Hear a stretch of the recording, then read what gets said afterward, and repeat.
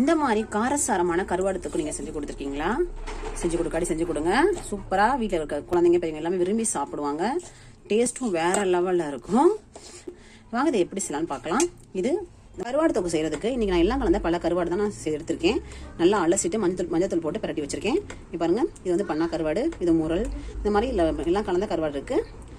கருவாடு தாளிக்கிறதுக்கு பாருங்க, சின்ன வெங்காயம் நறுக்கி வச்சிருக்கேன், 4 பச்சை மிளகாய், கருவேப்பிலை, கொத்தமல்லி, ஒரு பெரிய சைஸ் தக்காளி எடுத்து வச்சிருக்கேன். இப்போ அந்த கருவாடை நம்ம எப்படி தாளிக்கலாம் பார்க்கலாம்.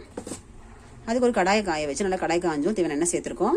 ஏன்னா நல்லா காஞ்சதும் பெருஞ்சீரகம் சேர்த்துக்கலாம். பொரிஞ்சு வரட்டும். பெருஞ்சீரகம் பொரிஞ்சதும் கொஞ்சம் கடுகு சேர்த்துக்கலாம். கடுகு நல்லா பொரிஞ்சு வரட்டும்.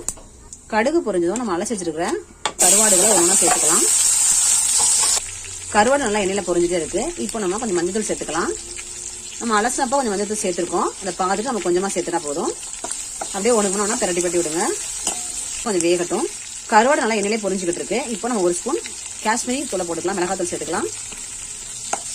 நல்லா கிண்டி விடுங்க. இப்போ நம்ம நறுக்கி வச்சிருக்க சின்ன வெங்காயம் சேர்த்துக்கலாம். நல்லா கிண்டி விட்டுக்குருவோம். வெங்காயம் சேர்த்ததும் நம்ம வச்சிருக்க கருவேப்பிலை, பச்சை மிளகாய் சேர்த்துக்கலாம். நல்லா கிண்டி விட்டுக்கலாம். உங்களுக்கு உரப்புக்கு ஏற்ற மாதிரி எவ்வளவு பச்சை மிளகாய் வேணுமோ எவ்வளவு சேர்த்துக்கலாம். கடைசியா நம்ம தட்டி வச்சிருக்க பூண்டு பல்லு 3 பூண்டு பல்லு சேர்த்துக்கலாம்.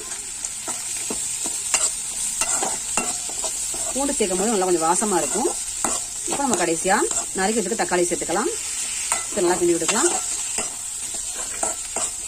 நம்ம உப்பு சேர்க்க தேவையில்லை. நம்ம கருவாடு வந்து உப்பு கருவாடுனால நம்ம உப்பு சேர்க்கல. நீங்க உப்பு இல்லாத கருவாடை சேர்க்கலன்னா நீங்க லைட்டா உப்பு சேர்த்துக்கலாம். நல்லா கிண்டி விட்டு இப்போ நம்ம மூடி வச்சிடலாம்.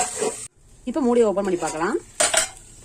பாருங்க எந்த அளவுக்கு கருவாடு நல்லா வெந்துருச்சு. நம்மளும் நல்லா கருவாடை மசிச்சு விட்டாச்சு. இந்த அளவுக்கு நல்லா தக்காளி வெங்காயம் இருக்கு. சூப்பரா ரெடி ஆயிடுச்சு. ட்ரை பண்ணி பாருங்க. கொத்தமல்லி போட்டு நம்ம ஸ்டவ் ஆஃப் பண்ணிக்கலாம். நீங்க இந்த மாதிரி கருவாடு தொக்கு வீடியோ ட்ரை பண்ணி பாருங்க. இந்த மாதிரி ரெசிபிஸ்லாம் உங்களுக்கு பிடிச்சிருந்துச்சுன்னா நம்ம சேனலை சப்ஸ்கிரைப் பண்ணுங்க.